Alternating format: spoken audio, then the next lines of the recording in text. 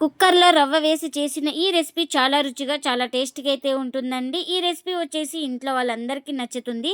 అంత టేస్టీగా అయితే ఉంటుంది. ఇంకెందుకు ఫ్రెండ్స్ ఆలస్యం, ఎలా చేయాలో ఏంటో అనేది వీడియోలోకి అయితే వెళ్ళిపోయి చూద్దామా మరి. ఇంకా ముందుగా నేను ఇక్కడ ఒక కప్పు బొంబాయి రవ్వ అయితే తీసుకున్నాను. ఈ రవ్వని ఇప్పుడు మిక్సీ జార్ అయితే తీసుకొని ఇంకా అందులోకి అయితే వేసుకోవాలి. ఇంకా ఈ రవ్వను వచ్చేసి సోజీ రవ్వ, ఉప్మా రవ్వ అని అంటారండి. ఇంకా ఈ రవ్వను అయితే మనం మూత పెట్టేసుకొని స్మూత్గా గ్రైండ్ చేసుకోవాలి. చూడండి ఇలా బాగా స్మూత్గా పౌడర్ అయితే చేసుకోవాలి. ఇంకా ఈ పౌడర్ని అయితే పక్కన పెట్టేసుకుందాం. ఇంకా ముందుగా స్టవ్ అయితే ఆన్ చేసుకొని ఒక కుక్కర్ అయితే పెట్టేసుకున్నానండి. ఇప్పుడు ఇందులోకి 1.5 కప్పు దాకా వాటర్ అయితే వేసుకోవాలి. ఇంకా చూడండి 1/2 కప్పు కూడా వేస్తున్నాను ఇప్పుడు. ఇంకా ఇప్పుడు ఇందులోకి రుచికి తగినంత సాల్ట్, అలాగే ఆయిల్ కూడా 1 స్పూన్ దాకా వేసుకోవాలి. ఇంకా మనకు ఈ వాటర్ వచ్చేసి బాగా బాయిల్ అవ్వాలి. ఇంకా చూడండి మనకు వాటర్ కూడా బాగా బాయిల్ అవుతుంది కదా. ఇప్పుడు స్లిమ్లో పెట్టేసుకొని ఇంకా గ్రైండ్ చేసుకున్న పౌడర్ని అయితే వేసుకుంటున్నాను. మొత్తం ఇలా వేసేసుకొని ఎక్కడ ఉండలు లేకుండా బాగా కలుపుకోవాలి. ఇలా కలుపుతూ ఒక 2 నుంచి 3 నిమిషాల వరకు అయితే ఉడికించుకోవాలి. అప్పుడే మనకు రవ్వ అనేది బాగా ఉడుకుతుంది. ఇంకా నేను ఇక్కడ కుక్కర్లో ఎందుకు చేస్తున్నానంటే కుక్కర్ అడుగు బాగా థిక్నెస్ ఉంటుంది కాబట్టి మనకు అడుగంటకుండా బాగా కలుపుకొని బాగా చేసుకోవచ్చు ఈజీగా. ఇంకా చూడండి ఒక 2 నిమిషాల తర్వాత అయితే మనకు ఇలా ఉడికింది కదా పిండి అనేది. ఇంకా ఇప్పుడు స్టవ్ అయితే ఆఫ్ చేసుకొని కాస్త చల్లారిన తర్వాత అయితే ఒక ప్లేట్లోకి అయితే తీసుకోవాలి. ఇంకా కాస్త చల్లారిన తర్వాత అయితే ఇంకా ప్లేట్లోకి అయితే తీసుకున్నాను కదా. ఇలా బాగా స్మాష్ చేసుకుంటూ చపాతీ పిండిలాగా సాఫ్ట్గా తడుపుకోవాలి. బాగా ఇలా ప్రెస్ చేసుకుంటూ ఎంత సాఫ్ట్గా ఉంటే అంత సాఫ్ట్గా అయితే ఉంటాయి మనకు. మీకు వాటర్ ఏమైనా సరిపోకపోతే కొంచెం వాటర్ అయితే వేసుకొని కలుపుకోండి. మీకు ఇంత సాఫ్ట్గా లేకున్నప్పుడు వాటర్ అయితే వేసుకోవాలి. హాట్ వాటరే, మళ్ళీ కూల్ వాటర్ అయితే వేయకూడదు. చూడండి ఇలా బాగా 1 నిమిషం పాటు ఇలా బాగా కలుపుకున్నాను కదా. ఇలా సాఫ్ట్గా ఉండాలి పిండి అయితే మనకు ఏ సైజు కావాలో ఆ సైజు పిండి ముద్దను అయితే తీసుకొని ఇంకా ఇలా రౌండ్గా చుట్టుకోవాలి. నేను ఇక్కడ ఈ సైజు అయితే తీసుకున్నాను.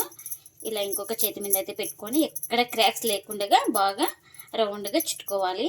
చూడండి ఇలా ఇక్కడ క్రాక్స్ లేకుండా ఇలా చుట్టుకున్న దాన్ని ఇంకొక ప్లేట్లోకి అయితే తీసుకుంటున్నా. ఇంకా చూడండి అన్నీ ఇలా చేసుకోవాలి. మనకు ఎన్ని అయితే అన్ని ఇలానే చేసుకోవాలి. నేను ఇక్కడ తీసుకున్న పిండికి అయితే ఇంకా 5 పిండి ముద్దలు అయితే అయినాయి. నేను ఇక్కడ కొంచెం పొడి పిండిని అయితే ఇలా చల్లుకుంటున్నాను. ఇలా చల్లుకొని ఒక పిండి ముద్దను తీసుకొని ఇలా బాగా డిప్ చేసుకోవాలి. ఇలా డిప్ చేసుకున్న తర్వాత ఇలా లైట్గా కొంచెం ఇలా ప్రెస్ చేసుకోవాలి. ఇంకిప్పుడు కర్రతో ఇలా రుద్దుకోవాలి.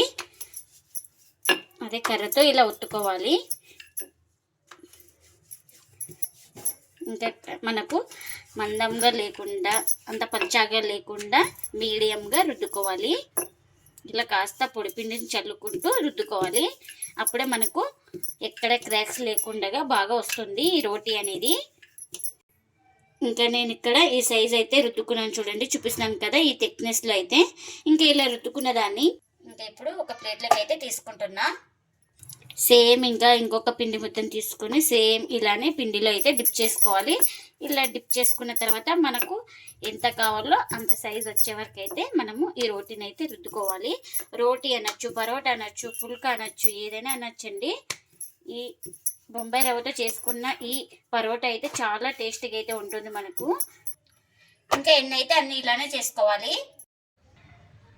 ఇంకా ఈ రోటీని కాల్చుకోవడానికి పెన్నం కూడా పెట్టేసుకున్నాను. పెన్నం కూడా హీట్ అయింది. ఇంకా ఇలా చేసుకున్న రోటీని అయితే వేస్తున్నా పెన్నం పైన. ఇంకా ఒక సైడ్ కాలిన తర్వాత అయితే మరోవైపుకి అయితే టర్న్ చేసుకోవాలి. ఇంకొక సైడ్ అయితే కాలింది. ఇంకొక వైపుకి అయితే ఇలా టర్న్ చేసుకొని మనం ఆయిల్ అయితే అప్లై చేసుకోవాలి. ఆయిల్ ఇష్టం లేని వాళ్ళు బటర్ కానీ గీ కానీ ఏదైనా వేసుకోవచ్చండి. చూడండి ఈ రోటీ అనేది మనకు పొంగుతుంది. ఇలా ఇక్కడ చూస్తున్నారా, ఇలా మొత్తం ఈ పరోటాకి అయితే మొత్తం ఇలా ఆయిల్ అయితే అప్లై చేసుకొని ఇంకొక వైపు కూడా ఇలా టర్న్ చేసుకొని ఈ వైపు కూడా ఆయిల్ అయితే అప్లై చేసుకోవాలి. చూడండి మీరు గమనిస్తున్నారా, ఇలా ఈ రోటీ అనేది బాగా పొంగుతూ ఇలా బాగా వస్తుంది. ఇంకా మనం ఈ రోటీని అటు ఇటు తిప్పుకుంటూ 2 వైపులా బాగా కాల్చుకోవాలి. అప్పుడే మనకు ఈక్వల్ దాకా బాగా కాలుతుంది. ఇంకా ఈ రోటీని అయితే 2 వైపులా బాగా కాల్చుకున్నాను. రోటీ అయితే రెడీ అయిపోయింది కదా! ఇంకా ఒక ప్లేట్‌లోకి అయితే తీసుకుంటున్నా. ఇంకా ఇప్పుడు మరొక రోటీ అయితే వేస్తున్నా. ఈ రోటీ కూడా ఒక సైడ్ కాలిన తర్వాత ఇంకొక సైడ్‌కి అయితే తిప్పుకోవాలి మనం. ఇంకా ఇలా ఒక సైడ్ కాలిన తర్వాత ఇంకొక వైపుకి అయితే ఇలా తిప్పుకొని ఇంకా ఆయిల్ అయితే అప్లై చేసుకోవాలి. చూడండి ఇంకా మనకు ప్రతి రోటీ అనేది బాగా పొంగుతుందండి. ఇంకా ఆయిల్ ఇష్టం లేని వాళ్ళు, అసలు ఆయిలే వద్దనుకునే వాళ్ళు ఒట్టివే కానీ కాల్చుకోవచ్చండి. అంత టేస్ట్‌గా అయితే ఉంటాయి ఈ పరోటాలు అయితే మనకు. చూడండి ఇలా బాగా ప్రెస్ చేసుకుంటూ బాగా కాల్చుకోవాలి. అప్పుడే మనకు లోపల దాకా బాగా కాలుతుంది. ఇంకా మనకు ఈ రోటీ కూడా రెడీ అయిపోయిందండి. అన్నీ ఇలానే చేసుకోవాలి. మన ఇంట్లో ఎలాంటి పిండి లేనప్పుడు కుక్కర్లో రవ్వ వేసి చేసిన ఈ పరోటాలు చాలా రుచిగా చాలా టేస్ట్గా అయితే ఉంటాయండి. ఈ పరోటాలు వచ్చేసి ఇంట్లో వాళ్ళందరికీ నచ్చుతాయి. అంత టేస్ట్గా అంత సాఫ్ట్గా అయితే ఉంటాయండి. ఇంకా ఈ పరోటాలను అయితే అప్పటికప్పుడు చాలా ఈజీగా చేసుకోవచ్చు. అంత టేస్ట్గా అయితే ఉంటాయండి. ఇంకా ఇందులోకి వెజ్ గానీ, నాన్ వెజ్ గానీ ఏదైనా చాలా బావుంటుందండి. అంత టేస్టీగా అయితే ఉంటాయి. మీరు కూడా తప్పకుండా ఒకసారి రవ్వతోటి ఇలా పరోటాలు చేసి మీకెలా వచ్చిందో కామెంట్ అయితే చేయండి ఫ్రెండ్స్. ఇదండి ఇవాల్టి వీడియో. ఈ వీడియో గనుక నచ్చితే ప్లీజ్ లైక్ చేయండి, షేర్ చేయండి, కామెంట్ చేయండి. అలాగే లైక్ చేసి సపోర్ట్ చేయండి friends. Thanks for watching. By by.